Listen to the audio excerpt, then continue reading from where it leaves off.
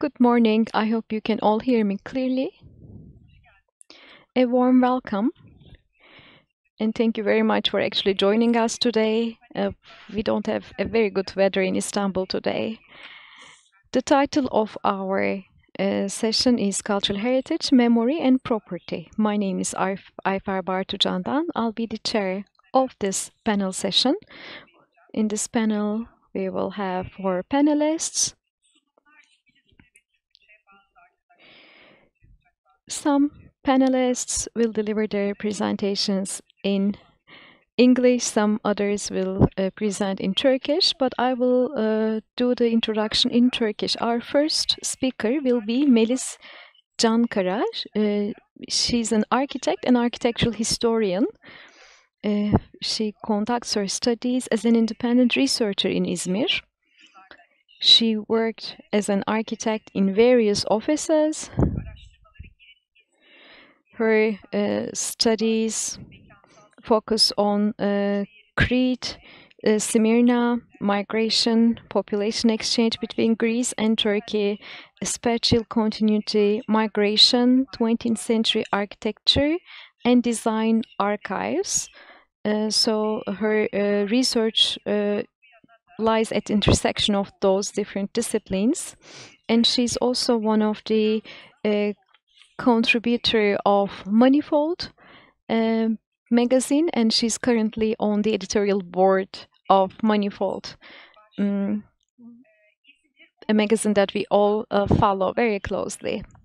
Her title of paper today is Snapshots from Smyrna-Urla Peninsula, Reusing the Abundant Properties of the Greek Orthodox Community. Over to you. Thank you very much for this introduction, and I'd like to thank the Hrant Dink Foundation for organizing this conference, as well as all supporters of this conference. I'm very proud to be here with you today.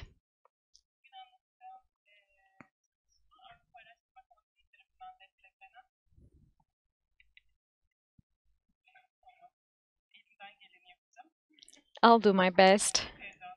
I'm quite excited, I have to say. So this project is supported by, this research is supported by Home Across, funded as part of European Research Council.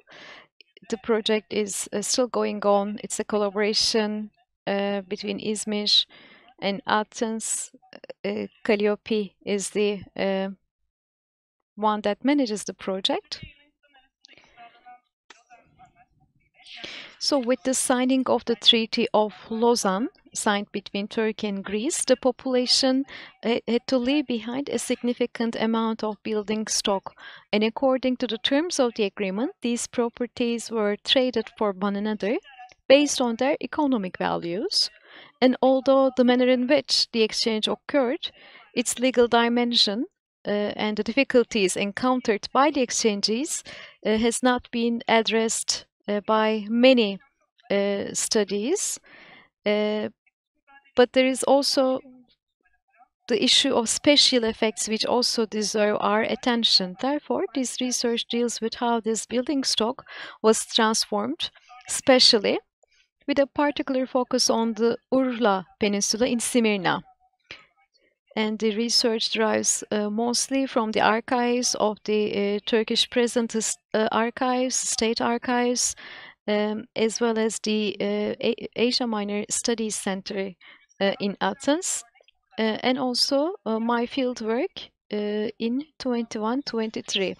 So Urla had a population of 30,000 people in 1906, according to Iatridis. And out of this, 5,000 were Muslims, there were a few dozen Armenians, and 5,000 to 6,000 of them held Greek citizenship.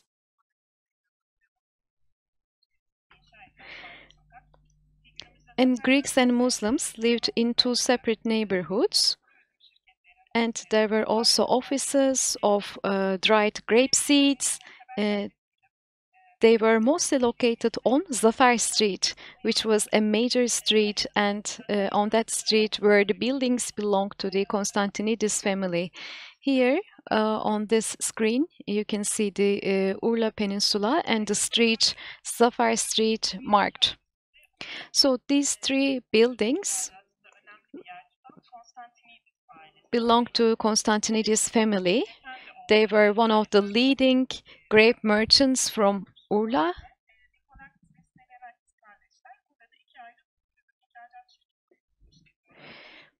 They were also known as Efendiler or Efendioğlu. Their names were Nikolakis and Stelinakis. And of course, after the exchange of population, these buildings changed hands due to the Treaty of Lausanne. So the users changed and owners changed, and this change also affected the spatial aspects of most buildings. So these are some more visuals.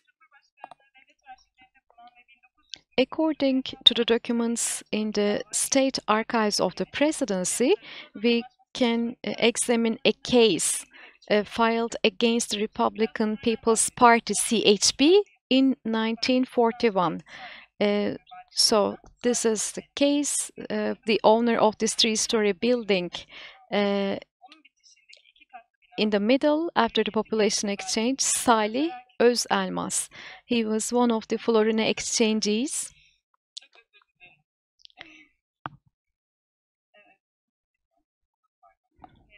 I'm very sorry, I'm quite excited. I'm reading out all very fast. I'll try to slow down.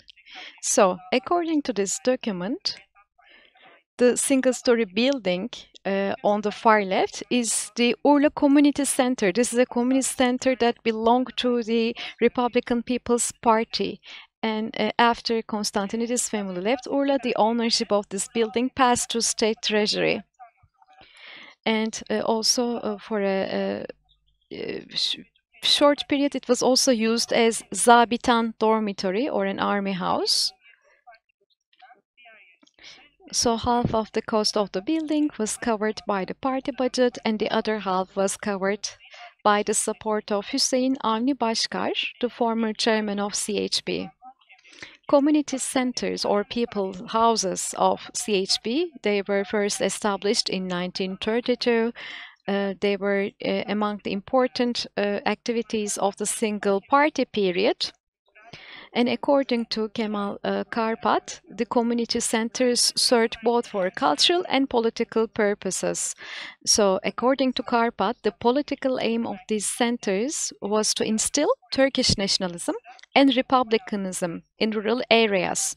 So in these centers, there were music, theater, sports activities, Turkish literacy courses, as well as carpentry, masonry, and photography courses.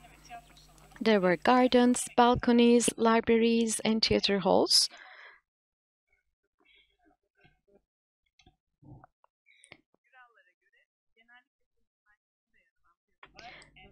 According to Gürallar, these buildings were centrally located. That's why they're considered among the symbols of the nation-state. So here you see the plan as well as the renovation layout. We can see that the building could be maintained as original. It used to have a symmetric layout.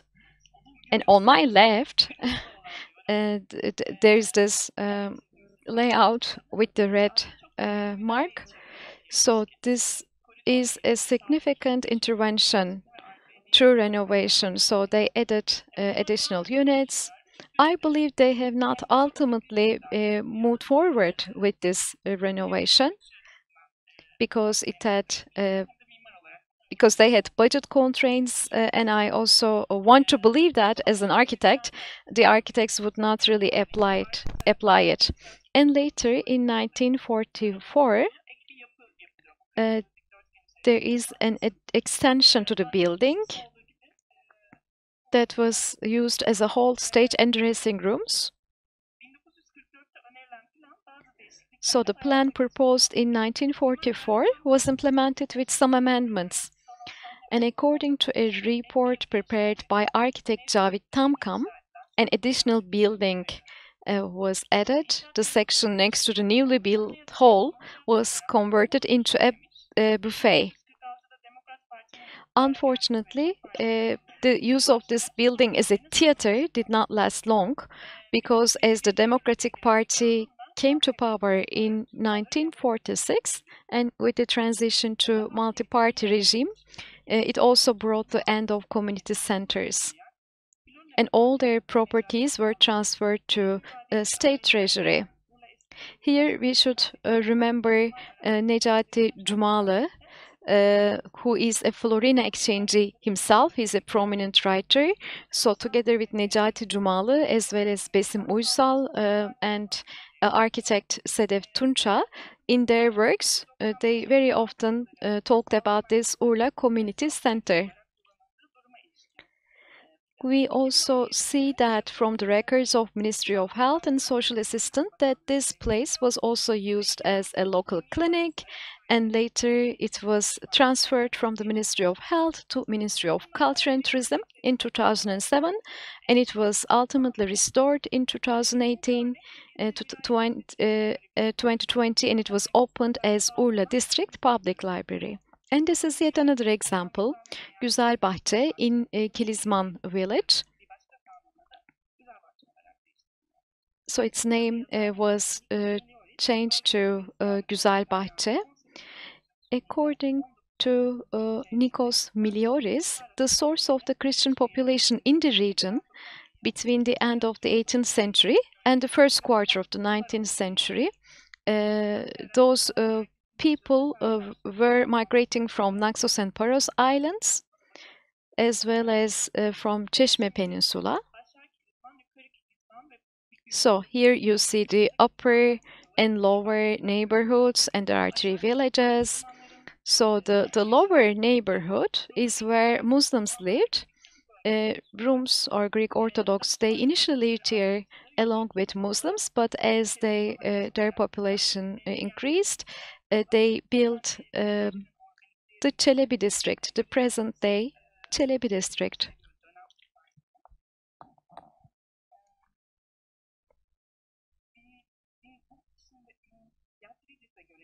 And according to Yatridis, Kilizman has a Greek Orthodox population of 450 people with a church and a school. And then there is Agios Dimitrios Church in the center of the settlement, which was built in the 19th century. Let me show you some photos so that it will give you a better idea. So these are some photos from the Muslim neighborhood and the Greek neighborhood, and you can see their transformation.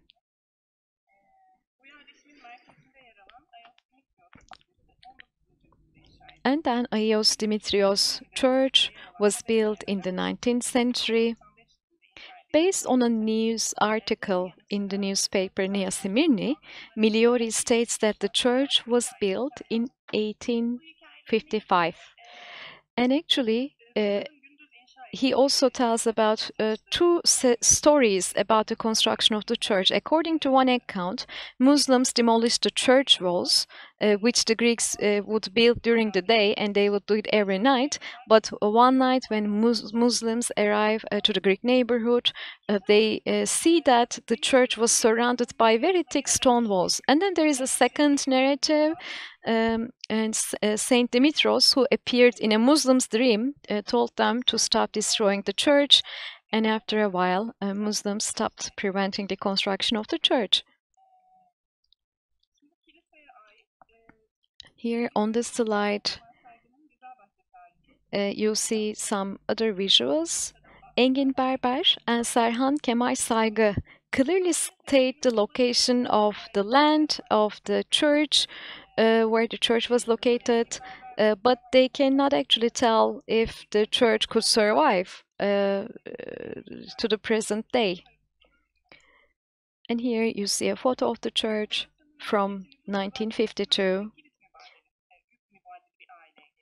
And after the exchange of population, the ownership of this land belonging to the church was passed to a family from Crete.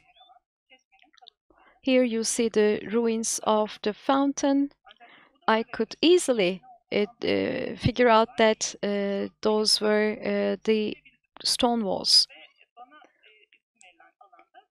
I was so lucky to enter into this site through the garden wall, and I quickly photographed what I've seen here. As you see, as the plaster comes off, you can see the thick stone walls. So they still stand today.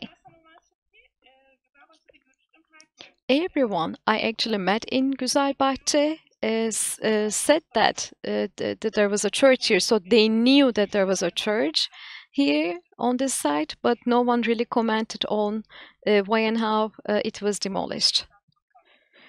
So this is used today as a warehouse for a filtration factory.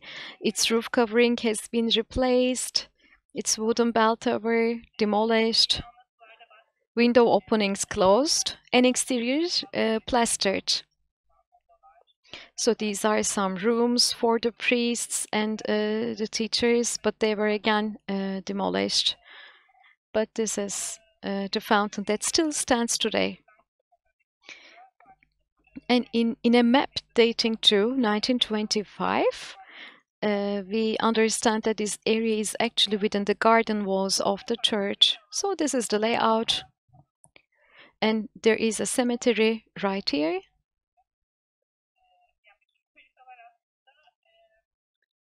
As a matter of fact, all these maps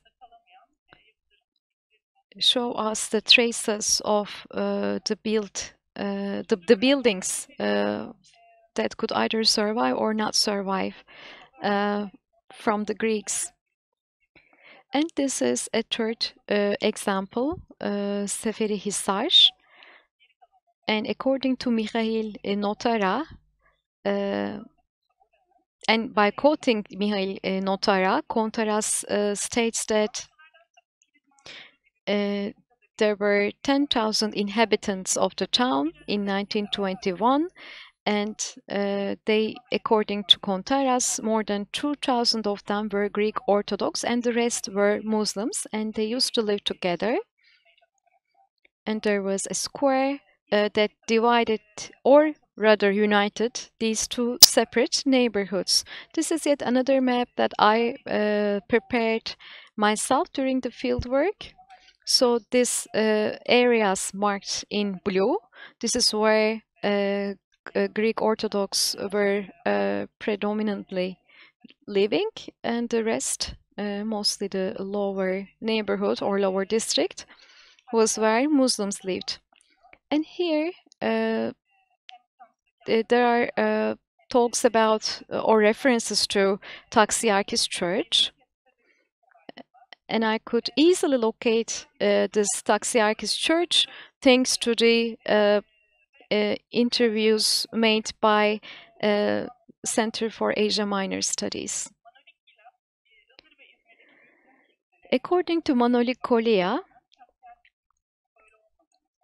the large Greek churches in Ildırı and Izmir usually have 3 naves, but Taxiarchis Church does not have 3 naves. And according to Molindri, Taxiarchis is a modest church, and there is a dome with colorful sea stones on the floor. It's also possible to see some pebbles. There was a very high bell tower made of marble with 3 bells, and the podiumas, by the way, were furnished by masters from Chios Islands. And there were also a 2-story house. That's where a priest and his family lived. My uncle Fotis Bardaksi showed me the church plot 2 or 3 times. When I first went to Seferihisar in 1984, there was nothing there. There were just a few piles of stones. Sometimes they would be planting tomatoes. Sometimes it would be an empty field, according to the narration of one of the families who used to live there. So the bell tower at some point was used by the firefighting department, but later on it got disappeared. after being exhibited in Hizan municipality, I couldn't find any recent traces of the church as part of my research. So, as for conclusion, instead of drawing conclusions, I would like to actually pose some questions here. Today, I try to offer you as many different examples as possible. The first one is located in Urla, which had a significant Greek population, and that was a residential building, and it was also an example of civil architecture that was under protection decision of the Cultural Heritage Preservation Board. So this building belonged to a respected and wealthy family before 1922. And after the exchange of population, it was used as a public building. And the building has undergone a special transformation. And we know that Zafer Street was also transformed after the exchange of population. If you remember the importance of the wealthy Greeks who did trade business of grapes, this will help us to better understand the local population. But when we think of the two other examples, we see that one of them has been forgotten in silence, and the other example only remains in the narratives. We cannot really see the bell tower or podium stones on the floor, but we can only try to imagine or reconstruct them. Because population exchange sharply disrupted the relationship between the user and these buildings, and undoubtedly we need more data and information to better understand the impact of this transformation.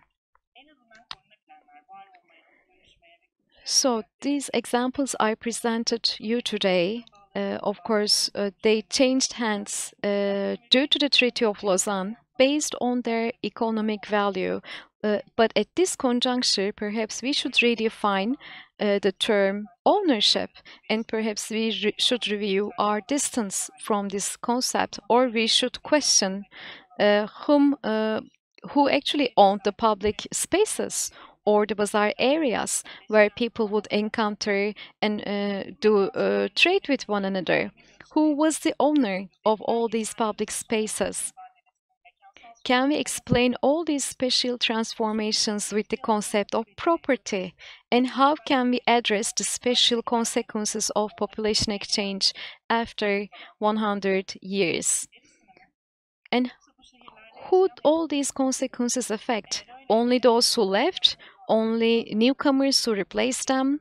Or everyone? All of us, we should really refine the meaning of the concept of property in this narrative, in my honest opinion, and thank you very much for your patience. Thank you very much, Melis. Yesterday, we had a very rich, enlightening presentations already, and of course this is quite inspiring because on the one hand there is an oral history, but on the other hand you are also trying to keep traces of the build-up environment. And our next panelist is Özge Kurban.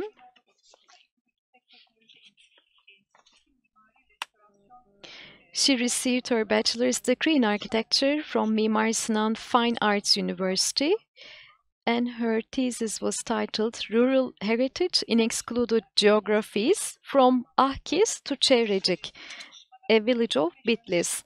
So in this study, she looks into an old Armenian village in eastern Anatolia inhabited by Kurds after 1915.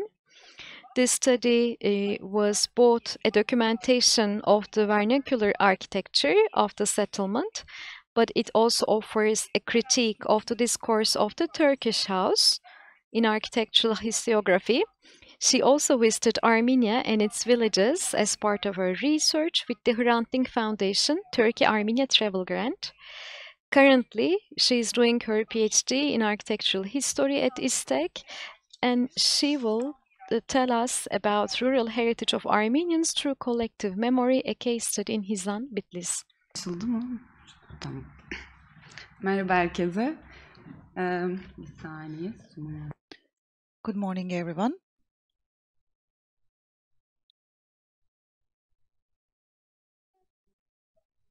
I'm going to pick up from where Melis has left, and I'm going to look at rural areas, and I will also examine the archives. And I am presenting this work for the first time at Hrant Dink Foundation, and this is quite meaningful. I prepared it in English, so I'm going to switch back to English. Armenians through collective memory in Hizan, Bitlis. And I will tell you the story of a village among many others in the region before 1915. And the topic I will present to you today emerged from the interviews I conducted in the field. The term cultural heritage recently refers to a broader scope, including places having meanings in collective memory, and sites of memory come into existence as plazas, monuments, and buildings with symbolic values, which are generally more visible in urban sites. On the other hand, places of memory in rural areas are less explicit, and noticing these traces requires more than a physical observation. The case of my study is an old Armenian village and its territory, which is inhabited by Kurds today. And I relied heavily on oral history because there were limited written sources about the village. And throughout the interviews, I aimed to understand how the village's built environment have changed and how cultural practices have transformed the space. And I was particularly interested in the pre-1915 dwellings and hoped to find traces related to that period in the village's houses and churches. However, the interviews revealed that these traces are not only conveyed by visible and existing spaces, but also in the village's natural landscape, stories, and expressions. First of all, I would like to introduce this remote village briefly to you. Ahkis is located near the Bitlis 1 boundary, south of Lake 1 in eastern Anatolia, and it is officially part of the Hizan district and quite close to the Tatvan and Yavaş districts. The village used to belong to the municipality of Kolludere, a belde, namely town of Hizan, between 1994 and 2014. And several other villages around Ahkis were also part of Kolludere town. Among these villages, Heshet, Begri, and Arpens are located closer to Ahkis. These three villages have a mutual cemetery in between them. And among these villages, Begri and Arpens were inhabited by Armenians before 1915, and Heshet was inhabited by Kurds at that time as well. The territory is a mountainous landscape with main water courses forming deep valleys and smaller valleys formed by their tributaries. Villages are located along these valleys. Some are named after the water course or vice versa. And because of its location and difficult roads, Ahkis is located in an isolated territory. It is not on the main routes of the region, and in short, it is not a place to pass nearby accidentally. There weren't any signboards on the road to the village when I was writing my thesis. And now Kolludere has a signboard, even if it's not directly for Ahkis. It was a surprise to see this signboard during my visit in last summer. Unfortunately, the names on the signboards were not commonly used by the locals, but were given by the state. Nonetheless, we can exclude Kolludere because this name, which covers many villages, is still used in everyday language. Besides being part of Kolludere, Ahkis is the oldest known name of the village, which the locals are still calling. The territory in general is called Geliye Ahkis, namely the Valley of Ahkis in Kurdish. Kevorkian and Paputyan refer to the village as Ahkis or Yekis in Armenians in the Ottoman Empire on the eve of 1915, and the name of the village also appears as Ahkis in the Ottoman archives. In official sources of the present day, its name is Çevrecik or sometimes Ikistaş. The names of the villages in the valley have been subject to Turkification of place names in common with the other parts of the country. Armenians were a significant community in the Ottoman Empire, and many parts of the eastern provinces were populated by large numbers of Armenian people. However, with the deportations and massacres of 1915, the Armenian population was systematically exterminated and their presence in the region was eradicated. Kevorkian and Papuchian referred to Akis as part of Veringargar, a sub-district of Hizan, before 1915.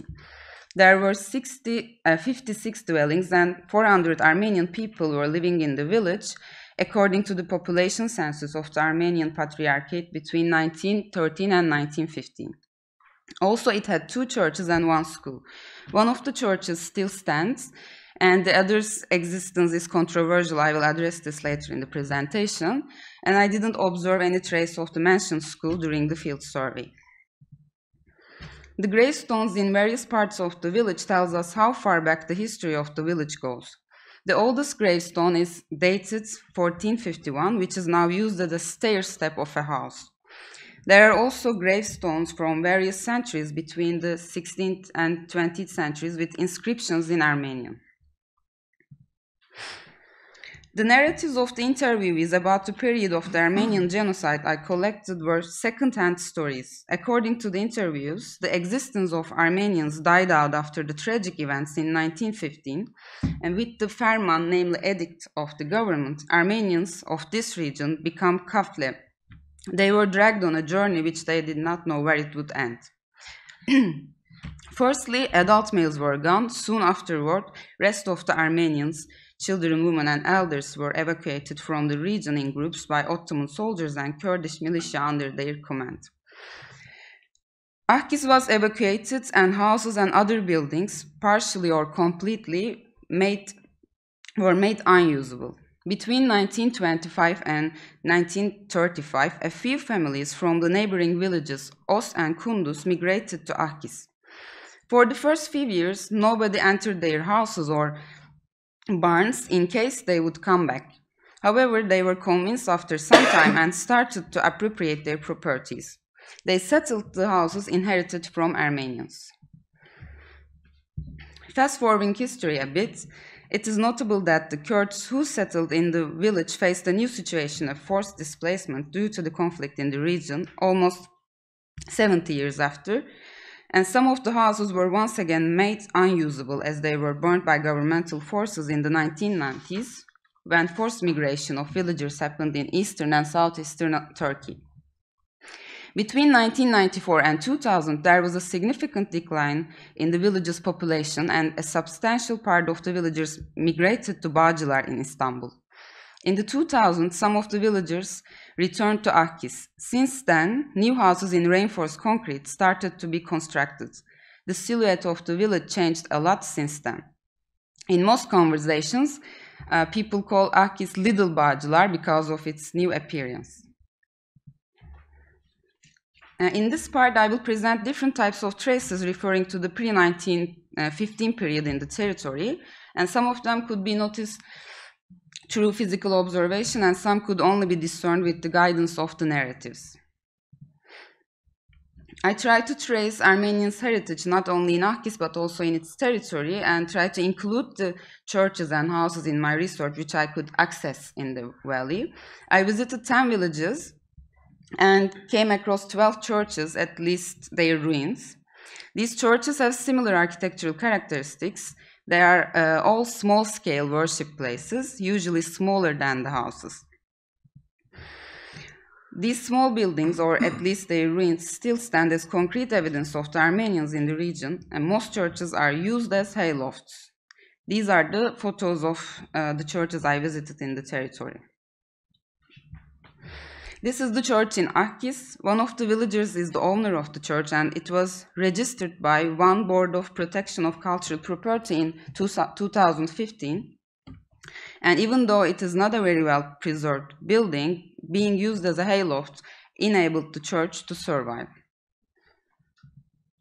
And besides the church, there is a place called Jantun among the locals. Jantun is the ground floor of a house at the center of the settlement. And in the villagers' narratives, they refer to Jantun as the gathering place of the Armenian community, where meetings and weddings were being held. It is 3.5 meters in height, unlike the other houses in the village, and consists of a rectangular space that seems like an ordinary village house from the outside.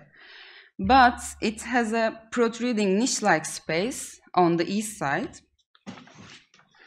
and there are two small niches on the north wall of the apse-like part, and there is also a niche and stone with a cross on the west side of the apse platform. This place is a subject of further research, but the apse-like space makes us think it was a church and partially survived.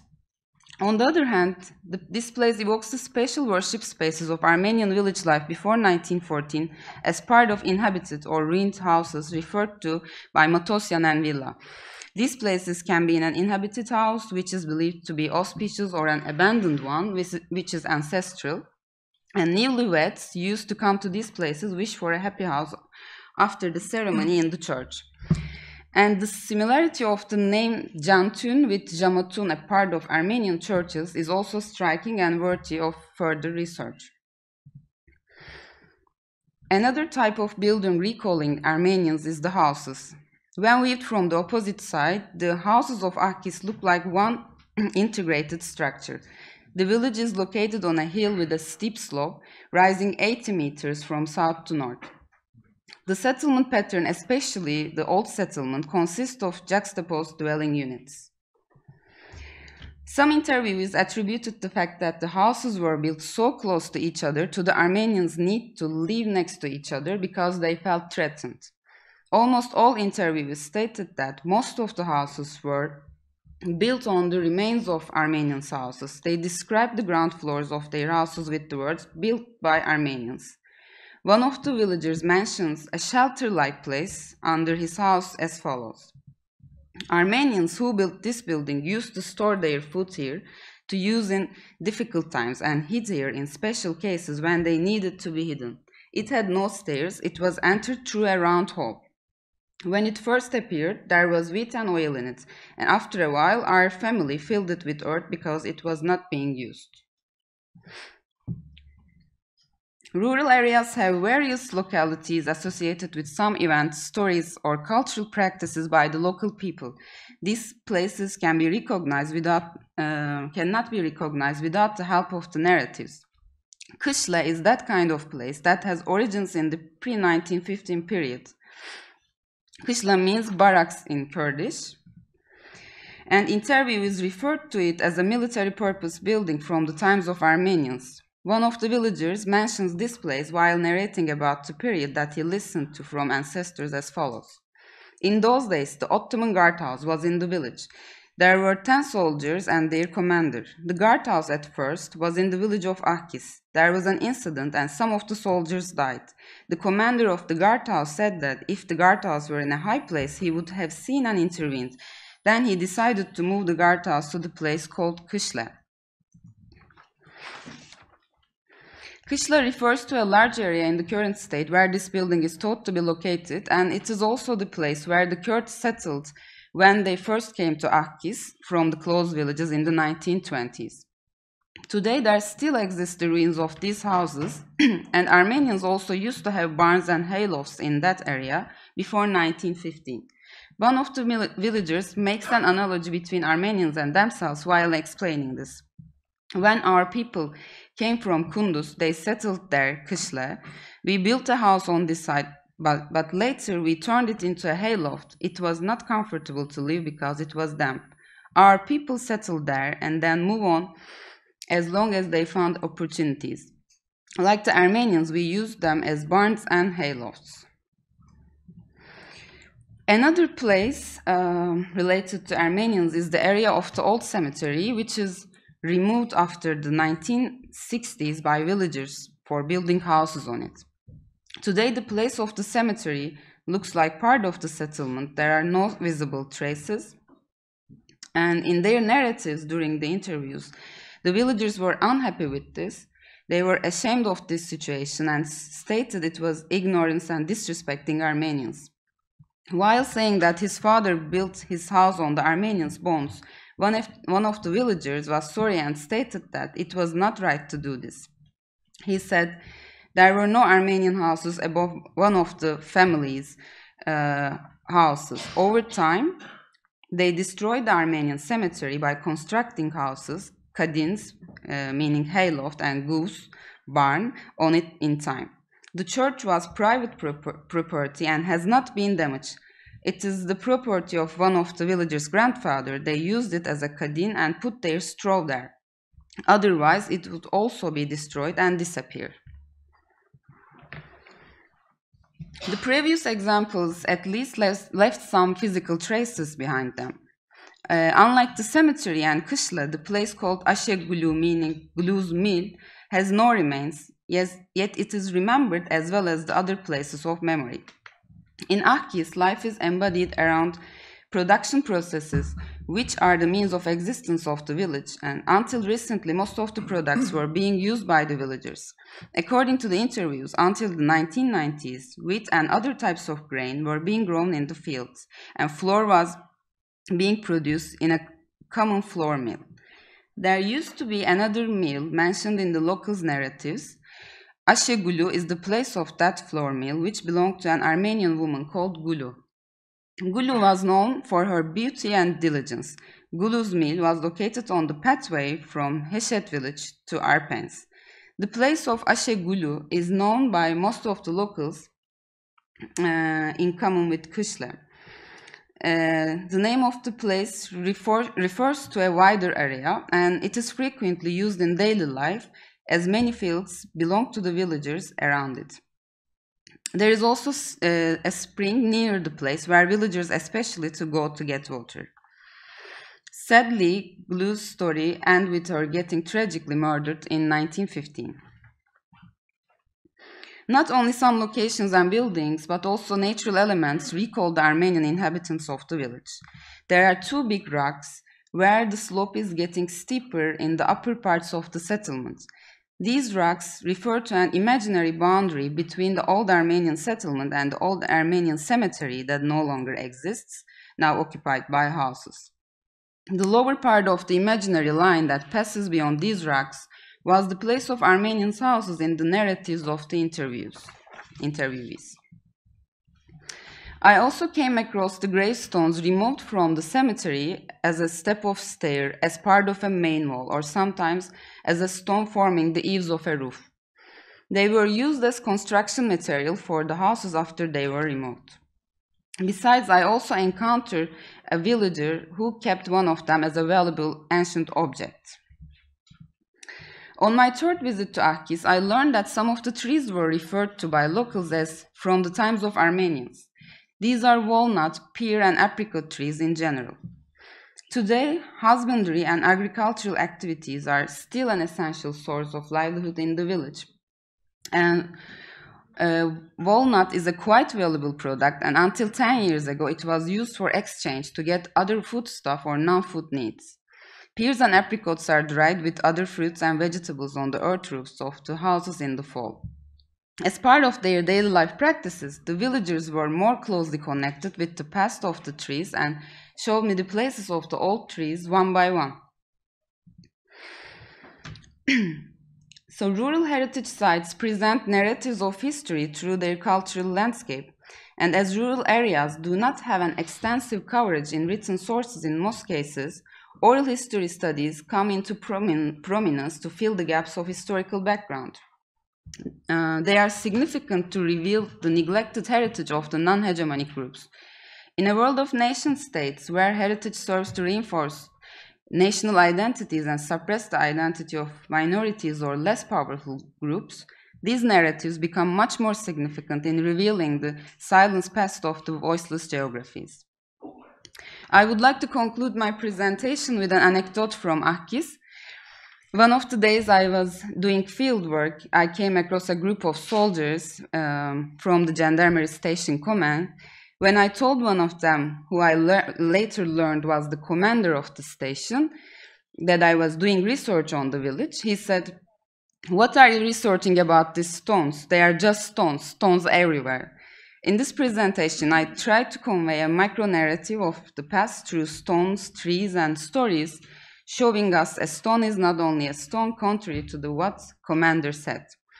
And although Hacho the painter from Arpens, Gulizar from Horotis, Naze from Tasu are no longer alive, they continue to live with their names inscribed on the stones you see in these photographs. They should be read as signs of a destroyed culture from the past to the present. Thank you.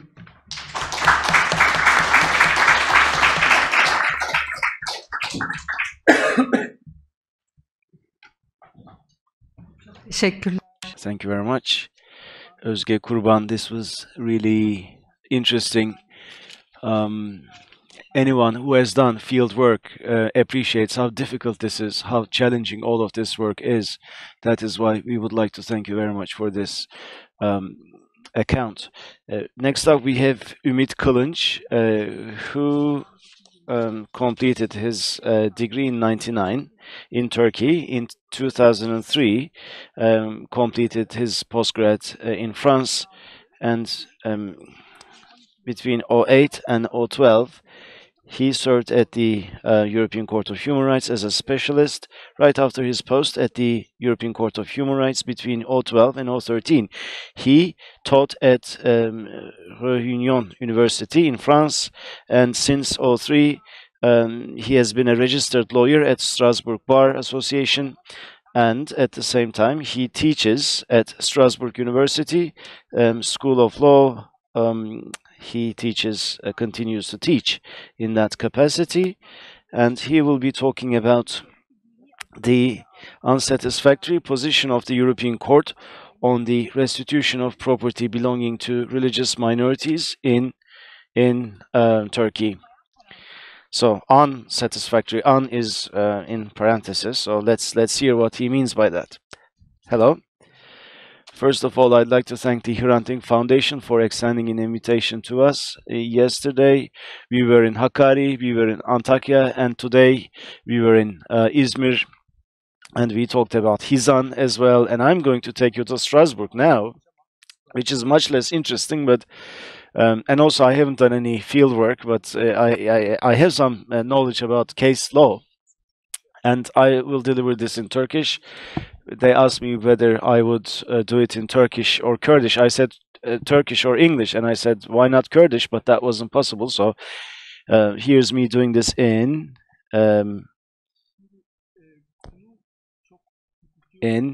Turkish. Well, this is highly legal, this particular topic,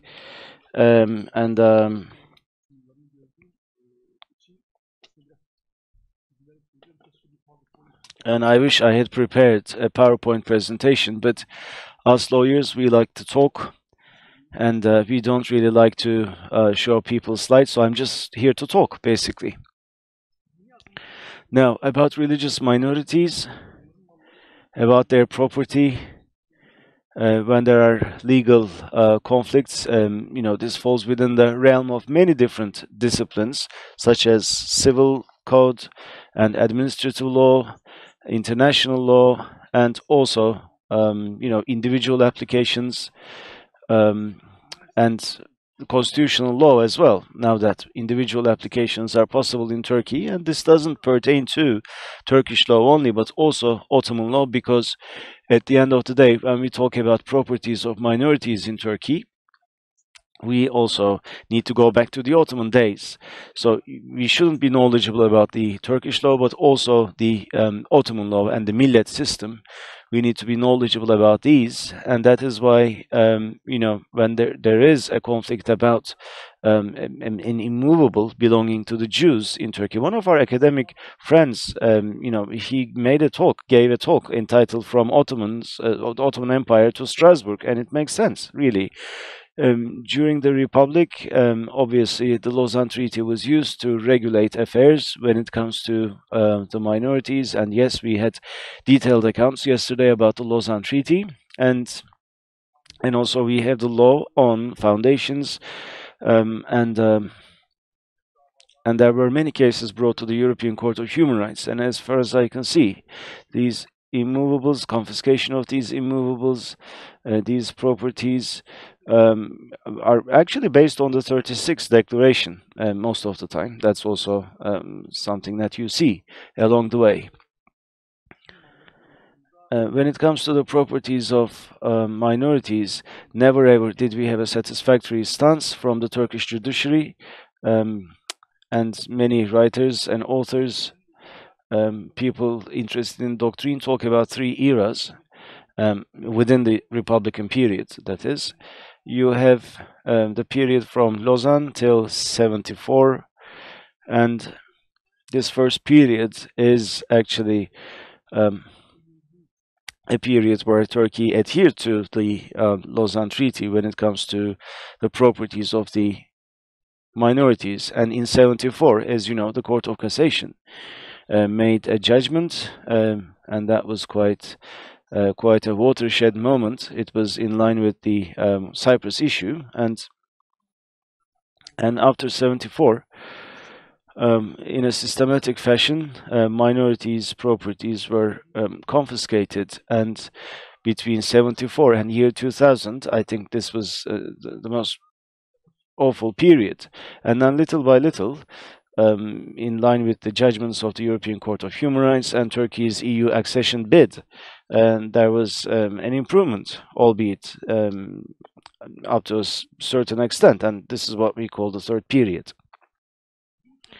Yesterday we talked about this, and probably it was Baskın Orhan who talked about the Universal Declaration of Human Rights, which doesn't directly protect minorities' rights. You don't find a direct clause to do that in the Universal Declaration, but in that declaration, together with certain rights, minority rights are established, such as right to property, right to ownership, or Article 9, right to faith, religion, and right to private life, family life. Within these rights, obviously, minority rights can be protected. And as for properties of the minorities, protocol number 1 applies, which regulates right to ownership. When we look at the text, you see two paragraphs. The first paragraph is actually only 2 sentences, and the second paragraph is 1 sentence. And according to the European Court of Human Rights, every sentence corresponds to a norm. And the first sentence, in general, talks about respect to right to ownership. This is established as a norm. And the second sentence of the first paragraph is about exemption of this right, or people being precluded from enjoying this right. And the second paragraph is about regulation of right to ownership. And when it comes to properties of the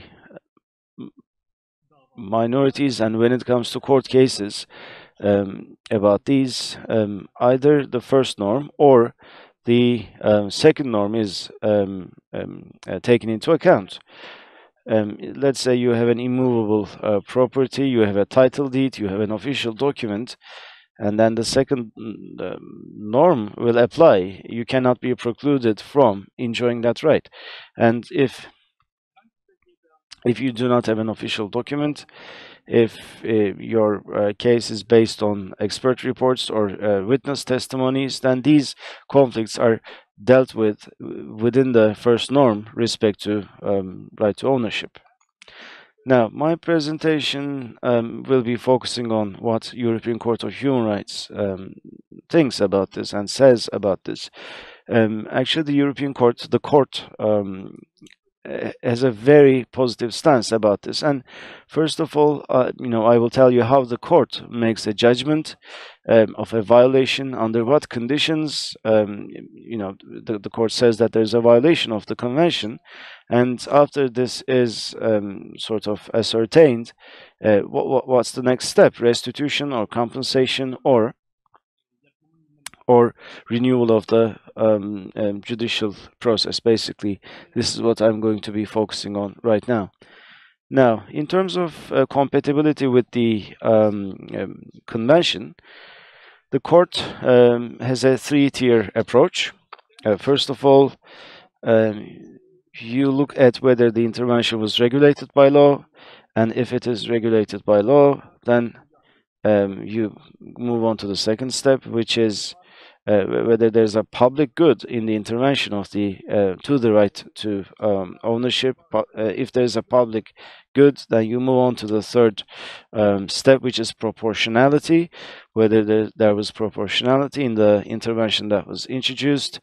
And when it comes to properties that belong to the minorities, actually, suitability with law, with legislation proves problematic most of the time, and proportionality, scrutiny of proportionality, also proves problematic most of the time, especially when it comes to the predictability of legislation. I mean, the first principal judgment was based on the case brought by the Fener Greek Boys High School in 58. The foundation's property was confiscated, and then this was registered under the treasury, and the 36th declaration was used as a pretext to do that. And the court, and also what is worse, in 74, there was a constitutional court judgment as well, and the court looked at this under the second norm, exemption from enjoying right to ownership. And the second norm is very important, because if there is such an exemption, then a certain fee should be paid, and in the absence of that, automatically what happens is it is a breach of the first article. And here, suitability scrutiny revealed that legislation was not predictable, because the foundation, in 52, 58, their properties were confiscated, and the Court of First Instance and Court of Cassation base their decisions on a judgment that was taken in 74. So obviously,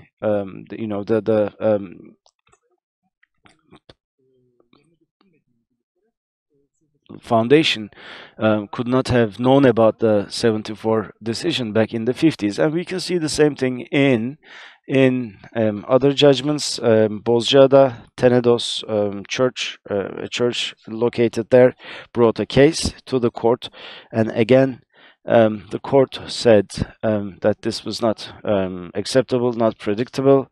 The court said that the applicant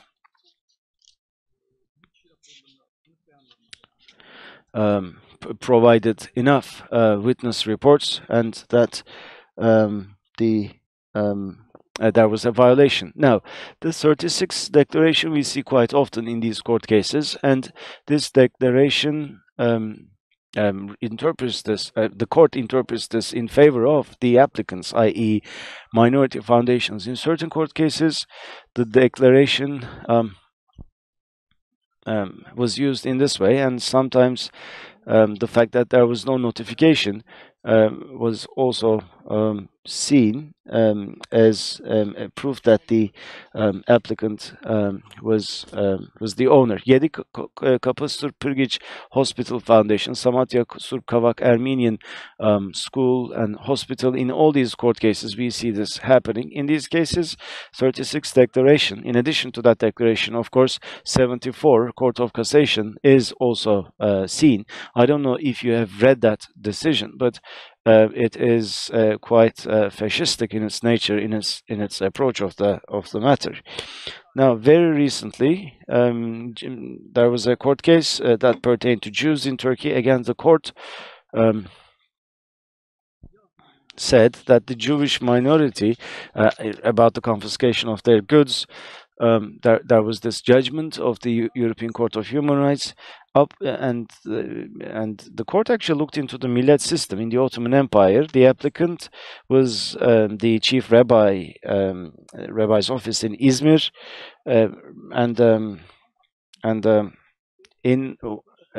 since 1605, the chief rabbinate had that property, said the court. It was first used as a synagogue, and then it was used as a lodging for the chief rabbi, and then as an administrative building. Now here, National courts implemented legislation on foundations, and again, 36 declaration was used as a foundation, and the court said that the applicant is not a foundation, and as such, law on foundations could not be applied to them. And the 36 declaration, yes, the applicant didn't really said that they were the owner of the immovable. The absence of this doesn't really mean much, but there is a violation of the right to ownership, the court said. In other court cases, suitability, rather than doing suitability inspection, the court looked at the principle of proportionality, and especially in the Fener Greek patriarchate case, we see this. The applicant, the patriarchate, purchased a property in 1902, and that immovable, with the decree of the Sultan, it was registered at that time, and then this was given, bequeathed to the Principal orphanage, which was then seen as defunct, and then this was sort of confiscated by the Director General on foundations, and this is what was taken to court. The court of first instance, in this case,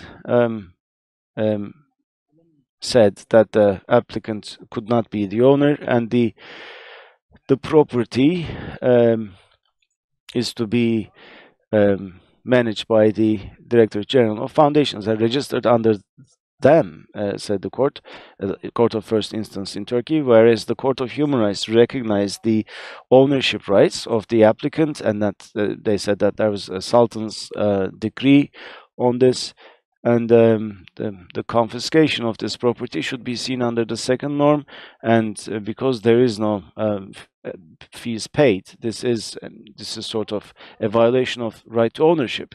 In certain court cases, again, within the framework of scrutiny for proportionality, again, the Court of Human Rights made decisions. They looked at legal assurances. These are laid down by the first paragraph of Article 6 of the Convention. But recently, we see that these procedural assurances are also seen within the first article of the first protocol. These are applied to the first article of the first protocol. Yes, a great example, Arnavutköy, Taxiaris, Greek Orthodox Church's court case. Here, this property is registered under an imaginary person.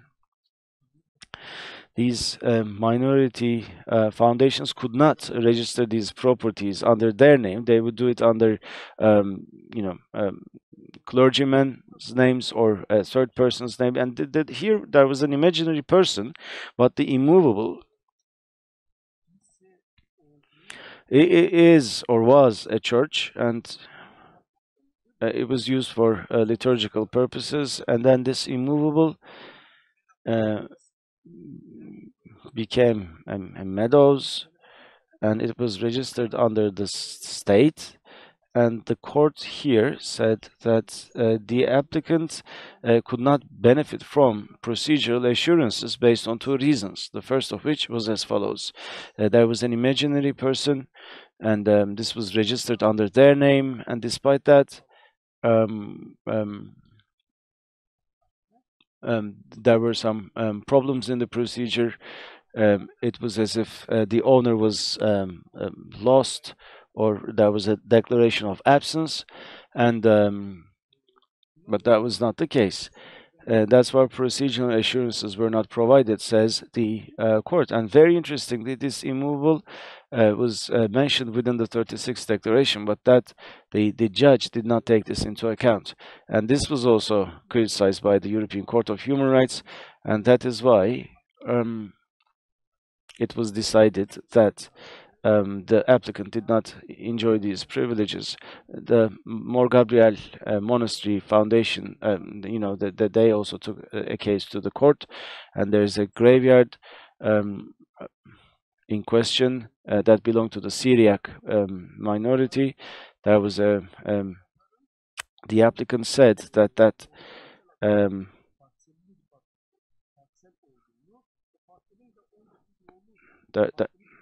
that it was part of a plot of land, but this was never scrutinized by the court of first instance, and the court criticized this, and they said that statute of limitations cannot be applied. So again, the court said that procedural assurances could not be enjoyed by the applicant. So the second part, because I only have 2 minutes, let's say there's a violation judgment, what's going to happen? Restitution or compensation or retrial. And actually, we see all of these three options in these cases. Sometimes the judgment is a restitution. Only in exceptional cases, though. We see this in the Fanar Greek Patriarchate case. And as for compensation in Article 41, we see some clauses. Article 41 of the Convention, which talks about compensations. And if the immovable is to be given back, then that can also be decided by the court. And sometimes it offers alternatives. It says to the state either give back the immovable in 3 months. If not, the applicant needs to be paid this much. And that also, I mean, that was also seen in the Fener Greek Boys High School case, and Yedikule Sırp Pırkiç Armenian Hospital case, and Samatya Foundation, Greek Foundation, Armenian Foundation cases as well. So what does the government do? That depends. As for Fener Greek case, certain compensatory amount was paid. In Bozcaada, there were 2 cases, and certain applicants, their property was restituted, some paid compensation. Why these alternatives? Because the court looks at suitability with the convention, and the rest, if there's a violation, then there needs to be redress, and the redress is to be decided by the state. So only in exceptional cases do you see restitution. Otherwise, execution is left to the state, and there are all these different options, like I indicated. In certain cases, for instance, the Izmir case, Midyat Mor Gabriel Monastery case, and retrial was actually outlined, and the Izmir Jewish chief rabbinate, they opted for a retrial. Anyway, all of these judgments, are these satisfactory for minorities? No, by no means are they satisfactory. Yes, these judgments may look positive, but they pertain to a very small number of immovables compared to the inventory of these conflicted immovables. I mean, we're talking about a handful of immovables or property, and there are so many cases that are not brought to the European Court of Human Rights, so many immovables that are not brought to the court. But in terms of legal technique, if you know about the convention system, I think you can tell that judgments of the court are really satisfactory, because it says that it is in contravention with the convention to confiscate these, and the 36th declaration is interpreted in favor of the applicants entirely, and under certain special circumstances, the immovables are actually to be restituted, the court says. Thank you so much. This has been a bit fast, but I thank you for your attention. Çok teşekkürler Ümit Kılınç. Thank you very much. Now, the final talk of this panel, Miray Çakıroğlu. She is a PhD student at Stanford University, Department of Anthropology, and prior to that, She studied at Boğaziçi University. She studied languages and philosophy there, and then Government Center in New York. She did Near East studies, and she completed her postgrad there, and right now she's doing a field work on properties of non-Muslims in Turkey, and she looks not just at legal considerations but socio-political considerations as well, and she has 2 poetry books under her name as well. Yes, she's a poet as well. So I just wanted to add that. And today she's going to be talking about, I mean, it's something to be proud of, I think, to be a poet, right? To be a published poet at that. Anyway, she's going to be talking about temporality of non-Muslim property in Turkey, Istanbul, and the Antakya region. You have the floor. Hello, and thank you. Yes, as was indicated yesterday, it's great to be in the same panel with your professors. Ayfer is or was one of my professors at Boğaziçi University, so I'd like to thank her. Now, Ümit, I didn't know Ümit would be talking about this topic. I think this has been a great segue into my presentation, because what I'm about to tell you about the social political realm is going to be quite critical. In 20 minutes, of course, we cannot, go into everything. So I'm happy that he gave you this primer about things from a legal point of view. I'm delighted to be taking the floor after him, and I'm going to be doing this in English as well. Let me now switch to English. Thank you for being here, and it's a delight and honor for me to be here as well. As we toured the 23 side of memory at the beginning of the conference on Thursday, I felt fortunate to spend the evening at Sebat Apartmanı, finding others to work through grief together. What I will do today is share some of my thoughts along the way of ongoing research on non-Muslim property, conceiving it not only as a historical but also an ethnographic object. I set out to explore the ownership and started thinking about the social and cultural articulations of non-Muslim property in contemporary Istanbul. From the outset, I would like to assert that the issue of non-Muslim property in Turkey is commonly perceived as an issue of the legal domain. And I would like to go one step further to suggest, if I may, that part of the solution, perhaps, lies with taking properties outside of it. At the heart of the issue, it seems to me, is an understanding and presupposition about temporality and its ramifications. The temporality of what is called, very much like a shorthand, the issue of properties, and what is, as one might argue, the anchor point of the very presence of minority communities in post-imperial Turkey. I will talk about how I perceive the two as closely connected and how practically this link seems to be left out of the discussion, while ownership of non-Muslim property is confined to an overly legalized semantic space, legible only to a few and traceable by even fewer people. I will talk about its bearing on the meaning of demand and how it can or cannot be operationalized. In doing this, I'm drawing from my ongoing field study, which initially started in Istanbul and turned gradually to the Antakya region. From the legal perspective, property is a scene of confiscation and relatedly claim and return, branching out to acquisition, endowment, and registry as we move back in time.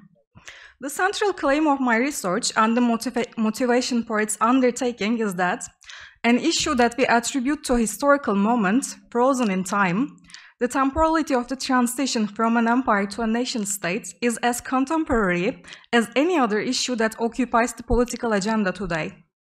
And one can map the field with its actors, sites, and debates. Namely, it can be studied ethnographically. Rather than moving to an abstract discussion about property from here, I want to point out that this discussion also permeates the contemporary political space.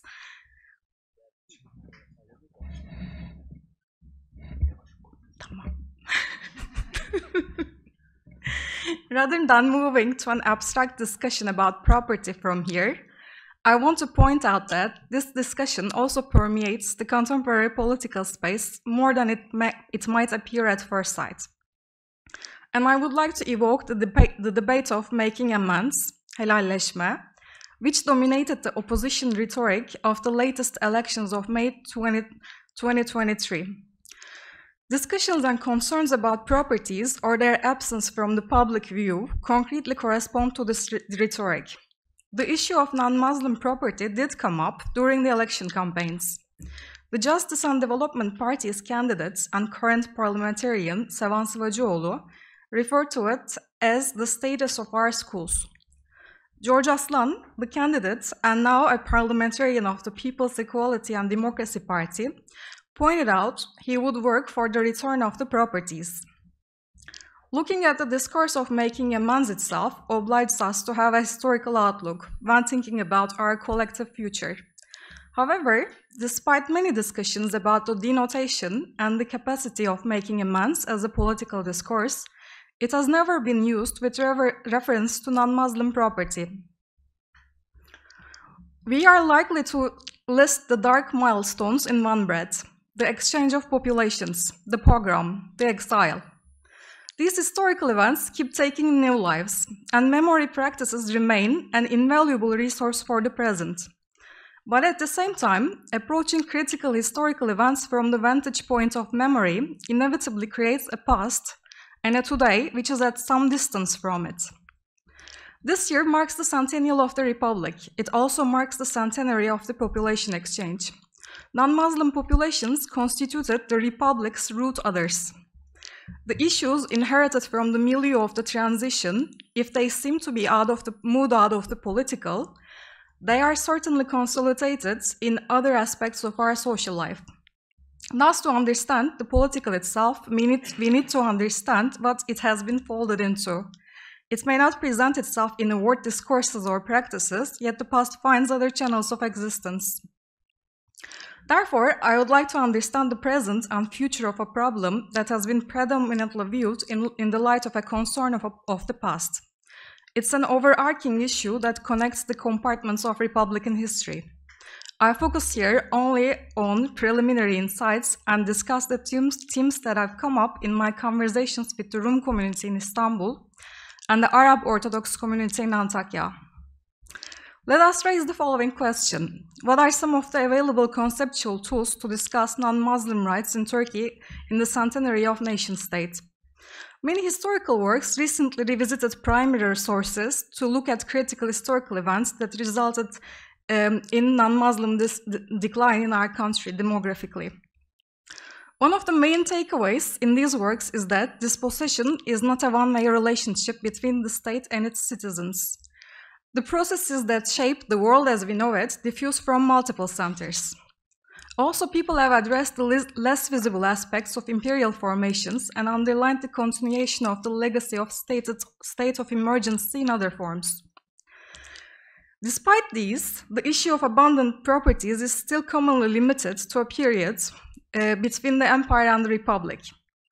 This is commonly treated as an exclusively historical subject, and I'm venturing to suggest non-Muslim property as abandoned property, envali metruke, runs in contemporary Turkey in the problems faced by non-Muslim foundations.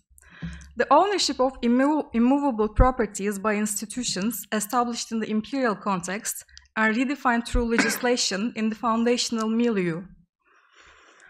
I must mention some works on foundation properties that sought ways to incorporate the social lives of confiscated property alongside the legal lives they have taken in Republican history. Şehbaz Şenyurt's documentary, Residual Citizens, closely focused on such lives outside the courtrooms. The director turns our camera to foundations, outlining the hard-to-comprehend story of losing an apartment building endowed to a foundation through a will, when the legislation overruled possession through endowment and resettled the terms of ownership retrospectively. Hrant Dink Foundation's 2012 study is another example in this vein. The project produced a comprehensive inventory of the seized immovable assets of Armenian foundations in Istanbul, taking advocate Diran Bakar's archive as their starting point. The documentation project and the resulting book need to be considered within its sense of a new horizon. I must note, however, that these works also takes place within their context, a temporality of law that corresponds to preparation to contribute to a reform or a commentary on it. One of my own entry points was browsing the newspapers. I had the impression that people most closely connected to the issue of properties have the task of mastering the knowledge of the past to point out inconsistencies and violations. They need to trace the context where terms emerge, analyze the milestones where the meanings change, and follow any recent developments. When following the history of legal regulation throughout decades, one may notice that one regulation does not build up to another. In fact, an addition might undo what has already been accomplished with the previous legislation. It leads me to think that there is a perpetual need for the social actors of non-Muslim property to have one foot in the past. The community must remain in the past. Engaging with the work of fixing and ascertaining the central concern keeps slipping away. If we go back to another moment from the recent past, some commentators on the protests around Gezi Park voiced that even if Gezi Park remains a park, so long as it is not restored to being an Armenian cemetery, so long as all properties are not returned, justice is not done. They have argued that restorative justice should not be bound to a negative claim. There is a side to the issue of non-Muslim properties that goes beyond the constitutional frame as well. That is to say, demand must also mean something other than a protest, a legal case, or a parliamentary question here. As one lawyer responded to my naive inquiry, there is nothing to be done legally if a property changed hands multiple times. This is a very restricted space to approach an issue that traverses the imperial past and the post-imperial present. Still, the Gezi Park entailed a demand to the right of the city. It had its own claims, its people that were organized around the claim, and contentious politics, no matter how differently its scope was conceived. When it comes to non-Muslim property, the reaction I primarily receive has been, but there is not an active seizure of property, is there? And with that, people fall silently momentarily to ponder whether they can think of any recent news. My point is that the properties issue must be conceived more widely to trace its connections, both in the past, in the law of abandoned properties, and our post-imperial present. Dispossession, in this case, entails not only a seizure of property in the strict sense, but a gradual decrease in shared spaces that sustain non-Muslim community life, as well as the lingering fears about their loss and decline. What remains beyond the legal then? What does what might be called a sociopolitical domain of properties consist of? Several things arise when we look at the social fabric surrounding the issue. I have focused explicitly on the room population. It might sound arbitrary to you, but the reason for the decision was as follows. The image of a room Istanbul is a powerful one, and yet the remaining room community in Istanbul is meager. One of the first things that was explicitly clear to me was the demography problem. It was among the first things I heard during my exchanges in Istanbul, and I have imagined it viscerally, a handful of people and the weight of the historical full of the term of roomness. When I started having conversations, I noticed that some things were predominantly spoken about. And I do not mean that it's an active erasure or calculated censure about the scope of the voiceable. Whatever the question is, what is told, what is taken down from the shelf, certain things were abundantly spoken about. In this case, the opposite of talking is not being silent, but it is what the things that are talked about correspond to. It's as if all answers start with a preface, and one must be able to read the signposts. Trying to speak overly carefully, calculating where the words will go, and bringing the subject to what they want to express. Things that can be openly expressed in many areas are a taboo in this conversation. Studies that focus on foundations deem it necessary to start with an introduction to the Ottoman Vakf. Conversely, historians who attempt to abandon properties point out further links to follow in foundation properties. Despite this, foundation properties are largely viewed as separate from the legacy of abandoned properties. One of my ethnographic questions has also been whether members of the two communities themselves draw any parallels between abandoned property laws and non-Muslim property today, and the response was predominantly negative. They do not see any links themselves. The disastrous February earthquakes turned me toward the earthquake region, but even before the earthquake, the relations between the two communities were noticeable. By then, I was already following Nehna, a civil initiative focusing on the larger Antakya region, but especially the Arab Orthodox. Thus, I was aware of the changing social dynamics affected by the increasing Arab Orthodox population in Istanbul's room spaces when the earthquake hit southeastern Turkey. After the earthquake, the platform played a key role by forming a link between their online followers and their constituents on site. I closely followed the events in Istanbul and have seen the room spaces transformed by hosting events in solidarity with or to benefit the Antakya community. I then followed the platform from Istanbul to Iskenderun. Are the Arab Orthodox an integral part of the Rum community? Some view it as the latest phase of migration, actively contributing to the community in Istanbul. There is also the view that those who come for university or seek jobs are outside of the traditional networks, not necessarily encountering the Rum community in Istanbul. Rum in Turkey, Arab in Istanbul, Turkos in Greece, and as one points out, or as Hadesigas puts it, the minority within a minority. In the Antakya region, there seems to be no debate among the Arab Orthodox themselves on whether they will call themselves Rum. According to one of my respondents, they used to speak Greek in the distant past. There is the transitivity in how he talks about how they adopted Greek before, then Arabic, and now predominantly Turkish as the liturgical language. I dwell on the issue of Rum identity because this conversation ties directly into any dispossession. The discussion follows a trajectory that starts with property and ends with subjectivity. Who are we and who constitutes the community? And who are we that were and are dispossessed? A Nehna panel at the Evvel Temmuz festival last summer in Samandağ revealed an intriguing double bind. Emrecan Dağlıoğlu, one of the speakers at this conference yesterday, put it in terms of a paradox of identity. By that, he referred to the impossible position of not helping, but being a part of the community as it is, a sort of reproduction, while objecting to an essentialist identity. Someone in the audience echoed it with a question. Should we go back to the community despite all? They spoke from the positionality of the Arab Orthodox, answering questions to an Arab Alevi host audience about why they couldn't host the panel in the church as they planned it, and speaking to the larger context of Antakyalılık in the post-disaster state of emergency. During conversations with the Orthodox community in Antakya, my questions were largely perceived around Turkish politics. The response was, we have no problems and we enjoy all our freedoms here. And yes, there were problems, but things changed after 2008. For those familiar with the chronology of the regulations of the Foundations Law, the comment will echo the reforms regarding the real estate ownership of foundations gaining momentum at that time with the EU accession.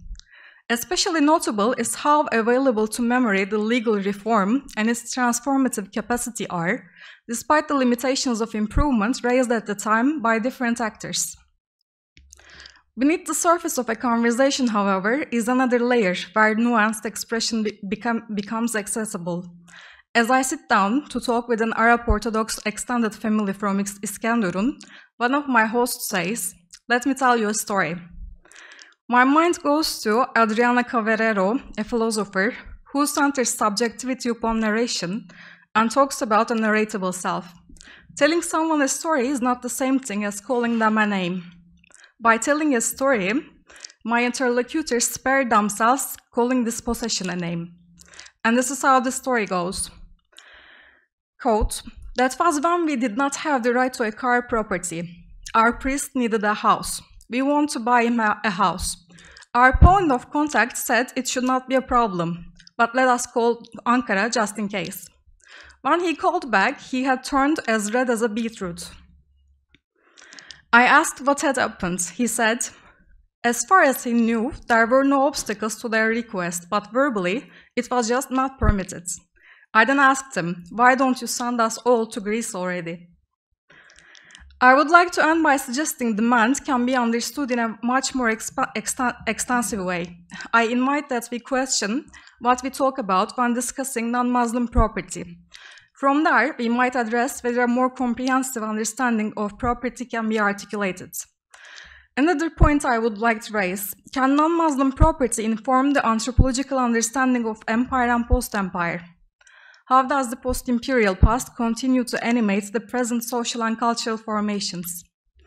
I started this talk by questioning why making amends could encompass a broader view instead of seeing it in the rule of the current regime. Last week at Tütün Deposu, I could catch the glimpse of a comprehensive exhibition on the military coup on its final day. The statement they chose as the headline was, "The past is today," is very suggestive. I think that the issue of properties, past and present, does not stand very far from many other issues about human rights that we discuss in our country today. I want to end my talk by reminding you that my research is ongoing, and I will welcome any questions and comments in the QA later during the day, or you can reach me through email. And thank you very much for listening.